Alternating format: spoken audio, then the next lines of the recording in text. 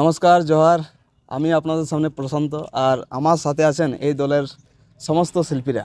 তো ভিডিওতে এখন শুধুমাত্র জয়ন্তই আছে, বার্থডে বয় জয়ন্ত। তুই কিছু বলবি?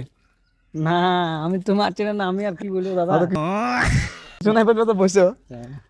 আজ আমরা এসেছি চড়িদা, যা বিশ্ববিখ্যাত ছৌ নাচের মুখোশ তৈরির জন্য পরিচিত।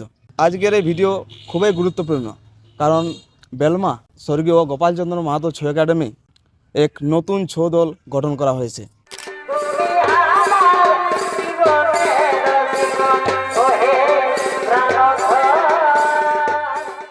এই দলের ওস্তাদ মাস্টার বুলেট মাহাতো ও ম্যানেজার বাঘাম্বর মাহাতোর নেতৃত্বে এই দল গঠন করা হয়েছে।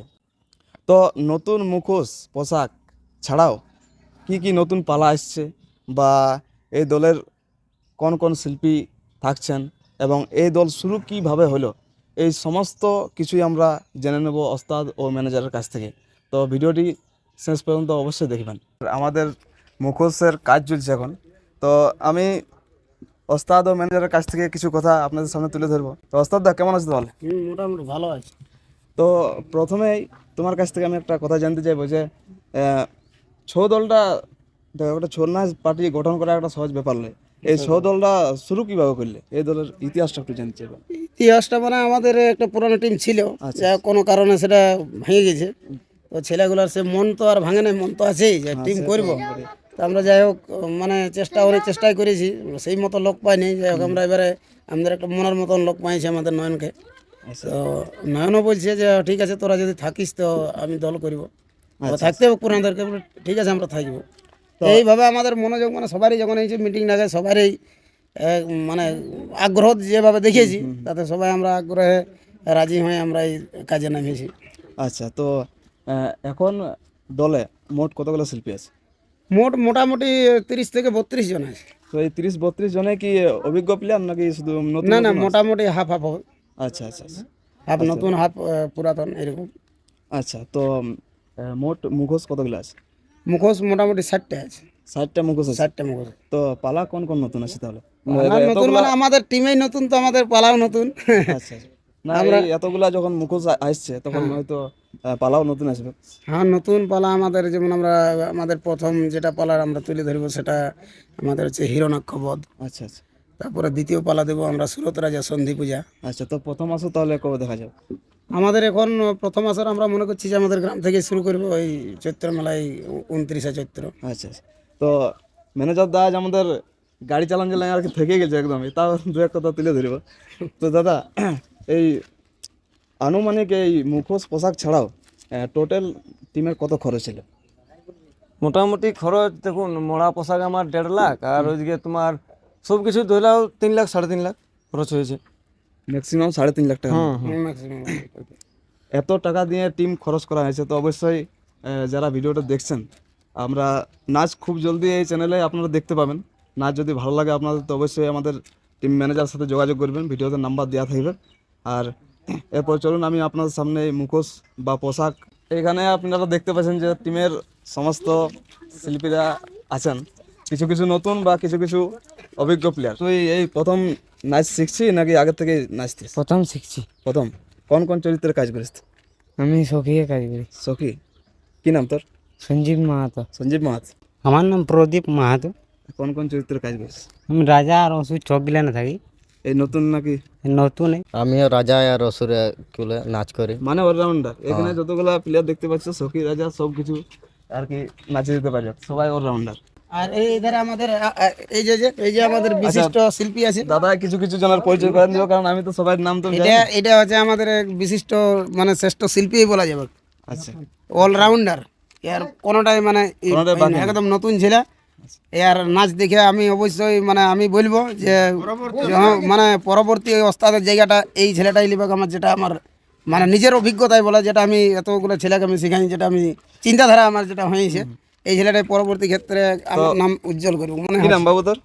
অমিত মাঝি। অমিত মাঝি। তো আমি একটাই কথা বাবুকে বলবো, যখন ওস্তাদ এই কথাটা বললো যে একজন টিম যে পরিচালক, টিম পরিচালক হতে গেলে কিন্তু আগে শিক্ষার দিক থেকে অনেক আগাতে হবে। নাচের দিকটা যেহেতু অনেক ভালো আছে, তো বাবুকে বলি যে পড়ালেখা মন দিয়ে করবি, কারণ টিম চালাতে গেলে অনেক দিক থেকে বুদ্ধি দেখাচ্ছে। কোন ক্লাস পড়েছে এখন? 7। 7। আচ্ছা, নাচের সাথে সাথে পড়ালেখাটাও চালান যায়।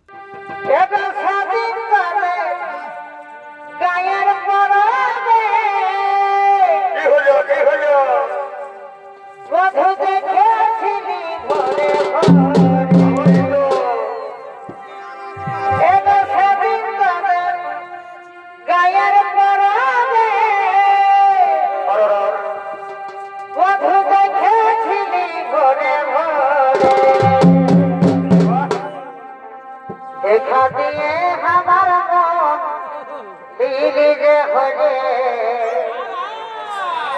একেবারে আমার মন দিলি যে হলে সজনারে সজনারে আমাকে তোর প্রেমে মজালে সজনারে সজনারে আমাকে তোর প্রেমে মজালে